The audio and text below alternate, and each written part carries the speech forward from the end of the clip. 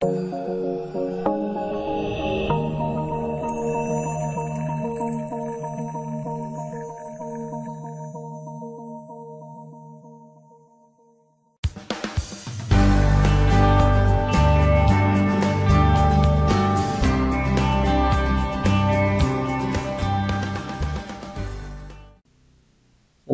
warahmatullahi wabarakatuh. Selamat datang, salam budi luhur. Hari ini kita ketemu lagi di mata kuliah Teori Bahasa dan Otomata di pertemuan ke-9. Nah, di pertemuan sebelumnya kemarin kita sudah melaksanakan ujian tengah semester UTS. Nah, hari ini kita lanjutkan lagi materi kita, itu masuk ke pembahasan mengenai aturan produksi untuk FSA. Baik, di pertemuan awal kemarin kita sudah membahas mengenai aturan produksi untuk sebuah bahasa, tata bahasa di bahasa formal ini. Nah, nanti kita akan lihat bagaimana kita mengkonstruksikan dari sebuah FSA itu menjadi aturan produksi. Seperti apa? Nanti kita akan lihat langkah-langkahnya. Nah, yang jelas untuk otomata berhingga atau finite otomata itu dia menspesifikasikan bahasa sebagai himpunan transisi dari state awal ke state akhir. Nah, perlu diperhatikan state-state yang bisa menuju state akhir. Yang kita lihat adalah state-state yang bisa menuju atau mencapai state akhir. Nah, bagaimana langkah-langkahnya? Di langkah-langkah untuk menentukan atau mengkonstruksikan aturan produksi dari sebuah FSA tersebut. Yang pertama itu kita beri simbol non-terminal untuk setiap state. Nah, karena nanti kita akan lihat format aturan produksi itu mungkin masih ingat di awal kemarin seperti ini. Kita beri simbol non-terminal. Jadi untuk setiap state itu kita kasih simbol non-terminal. Kemudian nanti kita lihat transisinya. Nah, transisi ke state buntu itu diabaikan kecuali transisi dari state akhir. Kemudian state awal yang juga akhir yang masih memiliki transisi keluar itu dianggap memiliki transisi E atau epsilon, kecuali jika arah transisinya mengarah ke state itu sendiri. Kemudian state akhir yang memiliki transisi ke arah state buntu dianggap memiliki transisi E. Nah, berikutnya state akhir yang tidak memiliki transisi keluar itu diberi simbol E. Jadikan setiap input pada transisi menjadi simbol terminal. Nah, ketentuan seperti itu ya. Jadi, setiap input itu jadi simbol terminal nantinya. Ya. Kemudian format aturan produksinya masih ingat di awal kemarin. Nah, simbolnya seperti ini biasanya. Ini adalah, anggap ini alpha, menghasilkan beta. Nah, jadi betanya ini nanti bisa berupa gabungan antara non-terminal dengan terminal atau hanya terminal saja. Nah, sedangkan untuk bahasa reguler itu dia alfanya itu biasanya hanya sebuah simbol non-terminal. Oke, nah kita lihat contoh di sini. Di sini ada sebuah FSA. Kita disuruh menentukan FSA ini, mengkonstruksikan ke dalam aturan produksinya. Nah, kira-kira aturan produksinya seperti apa untuk FSA ini? Jadi dari FSA ini kita bisa menentukan sebuah bahasa. Dari aturan produksi juga kita bisa menurunkan bahasa. Nanti bahasa yang dihasilkan ya harus sesuai dengan aturan produksi maupun dengan FSA ini. Makanya dari FSA ini bisa kita konstruksikan bagaimana aturan produksinya yang membentuk bahasa pada FSA ini. Oke. Nah, untuk FSA-nya seperti ini. Di sini ada transisi E-nya. Kemudian dia terdiri dari 1, 2, 3, 4, 5 state. Nah, nanti masing-masing state ini akan kita simbolkan menjadi simbol non-terminal. Kemudian inputnya itu menjadi terminal. Oke, kita lihat.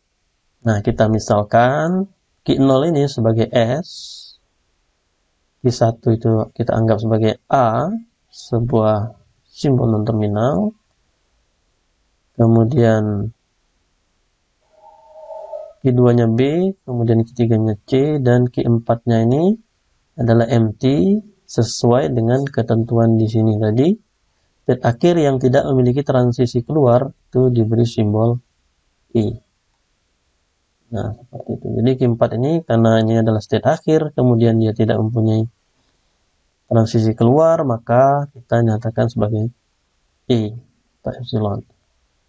Nah, dari sini bisa kita tentukan aturan produksinya itu adalah key 0 ini sebagai S, kemudian dia ada transisinya itu adalah A inputnya, maka A itu menjadi simbol terminal A, kemudian dia menuju ke key 1. Key 1 itu adalah non-terminal A besar, maka aturan produksinya bisa kita tentukan itu bahwa S itu adalah S menghasilkan A kecil A besar. Seperti ini untuk yang ini. Kemudian kita teruskan lagi. Sekarang untuk yang key 1-nya. Nah, key 1 itu adalah A. Ini key 1-nya A. Transisinya E, empty, maka bisa kita tidak tulis. Menuju ke B. B itu adalah key 2. Nah, aturan produksinya jadi seperti ini. Oke, kita lanjutkan lagi. Nah, kita lihat di sini bahwa key 1 itu punya 2 cabang. Di transisinya ada yang ke key 2, kemudian ada yang ke key 3. Maka, nah, A ini selain dia menghasilkan B, key 2, dia juga, kalau kita lihat dari diagram ini, dia menuju ke transisinya itu mengarah ke key 3. Maka A selain menghasilkan B juga menghasilkan C. Nah, ini bisa kita tulis langsung seperti ini, atau dia A itu menghasilkan B, kemudian A juga menghasilkan C. Nah, di awal kemarin kita sudah bahas juga. Nah, seperti ini, aturan produksi yang seperti ini bisa kita singkat penulisannya menjadi seperti ini. Nah, itu. Dengan memberikan simbol, ini simbol alternate, atau, jadi garis tegak lurus seperti ini. Jadi A selain menghasilkan B, A juga menghasilkan C. Ada 2 cabang seperti ini. Oke, kemudian kita lanjutkan. Sekarang untuk yang key 2. Nah, untuk yang key 2 ini, key 2 itu adalah B, non-terminalnya. Maka B ini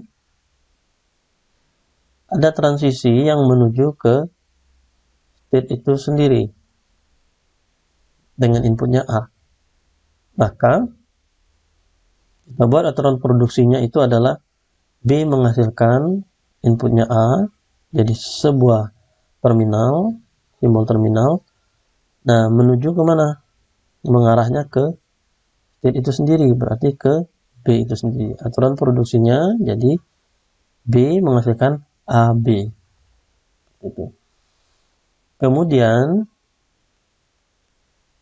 kita perhatikan juga bahwa di sini transisi keluar dari Q2 itu selain dengan simbol input A ini ke dirinya sendiri, kemudian untuk yang B-nya dia ke state akhir. Nah, karena state akhir ini tadi tidak ada transisi keluar lagi, maka ini dianggap empty. Nah, sedangkan di sini transisinya dengan inputnya B kecil terminal. Maka di sini artinya B ini sudah menuju ke terminal. Terminal dengan simbolnya atau inputnya B tadi, B kecil. Maka ini kalau kita lihat di aturan produksi ini, yang ini sudah tidak bisa diturunkan lagi. Itu dia sudah mencapai state akhir. Ya. Jadi kalau dalam bentuk aturan produksinya dia sudah sampai ke terminal, tidak bisa diturunkan. Kalau kita lihat di diagram transisi ini dia sudah mencapai state akhir. Artinya dia boleh berhenti di sini. Jadi transisinya itu ini merupakan salah satu string yang diterima. Ya. Dari A ke B ini itu diterima oleh FSA ini. Nah, dalam bentuk aturan produksi dia seperti ini. Oke, kemudian untuk yang ketiganya, yang C-nya. Nah, C, ketiga ini adalah C. Dengan inputnya B, dia pindah ke, atau transisinya itu menuju ke state itu sendiri. Maka, dalam bentuk aturan produksinya itu C menghasilkan BC. Kemudian sama seperti yang tadi, selain ada B-nya itu ke dirinya sendiri, ada lagi transisi dengan input B yang mengarah atau berpindah ke Q4. Nah, Q4 itu adalah empty. Maka, nah, di sini ada alternatifnya. Jadi C selain menghasilkan BC yang balik ke sini, dia juga menghasilkan terminal B, simbol terminal inputnya B tadi. Maka sama seperti kasus yang tadi, yang Q2. Nah, yang untuk yang peran produksi untuk C ini atau Q3 ini dia ada dua kemungkinan, BC kemudian terminal B. Jadi kalau di sini kita lihat arahnya dia bisa berhenti sampai di sini atau dia bisa lanjut lagi ke sini lagi, atau berulang-ulang B-nya ini. Maka dalam bentuk aturan produksinya kita menyatakan sebagai B C besar. Oke, kemudian nah itulah aturan produksi untuk FSI.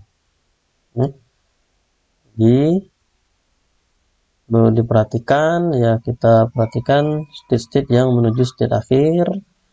Kemudian kalau misalkan dia state akhir tapi dia tidak punya transisi keluar, maka itu kita nyatakan sebagai empty seperti ini.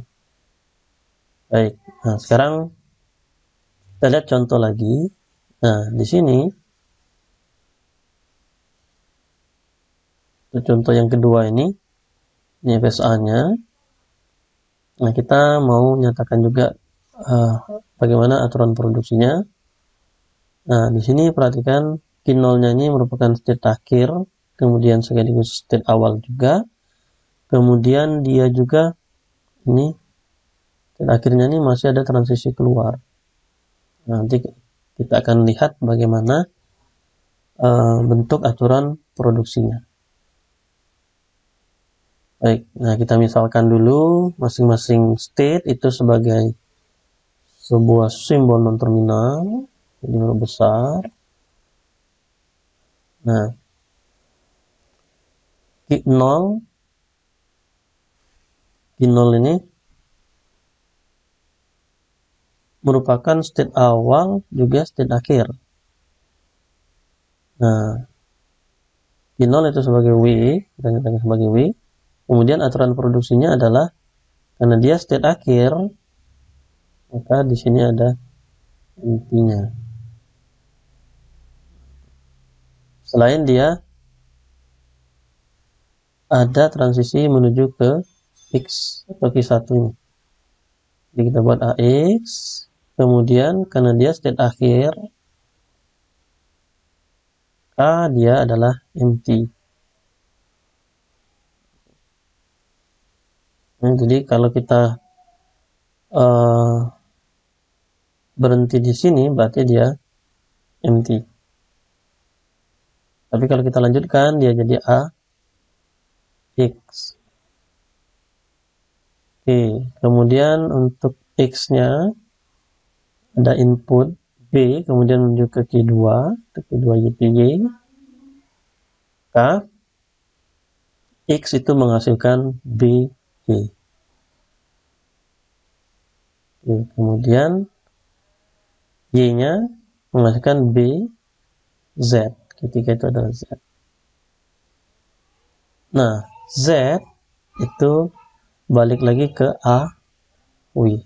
Nah, kira-kira gambarannya seperti itu untuk mengkonstruksikan aturan produksi dari sebuah FSA. Nanti dilihat lagi contoh-contoh yang lain. Kemudian mungkin nanti akan ada latihan yang harus kalian selesaikan. Untuk materi pertemuan hari ini kita cukupkan sampai di sini. Untuk mengakhiri, Bapak ucapkan Assalamualaikum warahmatullahi wabarakatuh.